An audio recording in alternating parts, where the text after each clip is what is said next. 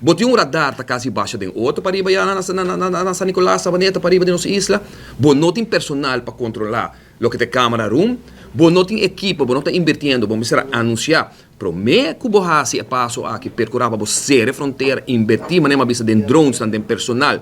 Põe fundo na cutim, que bota bem raia, você placa também dentro diretamente em cada governo, para trocar nós não está aloque para cuidar nos fronteira.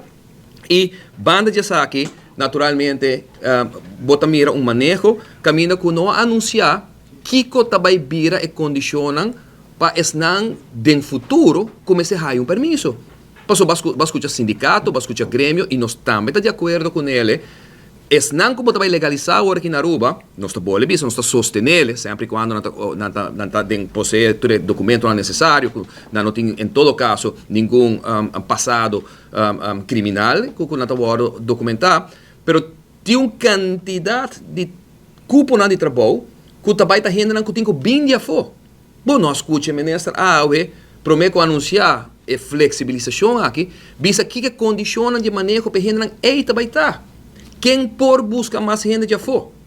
Que te condiciona na je? Nós também seguir uma renda grande que está bem, ou nós também atende. Não, o manejo está que nós também toma unicamente renda na jovem entre 22 com 27, 28 anos.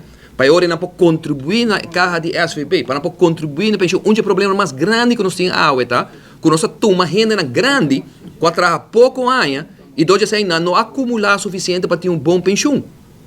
Bota vai permitir renda solteiro bem ou bota fomentar para pareja na bimbiba na Aruba. Pareja young, para não pode criar 2 u, 3 u. Nós temos vergroening na Aruba. Que bem, nós não temos suficiente renda para cobrir a pensão, já não que vai estar virando pensionado nos próximos 5 para 10 anos. Que bem, que como te avisa, manejo de governo aqui a totalmente zuc.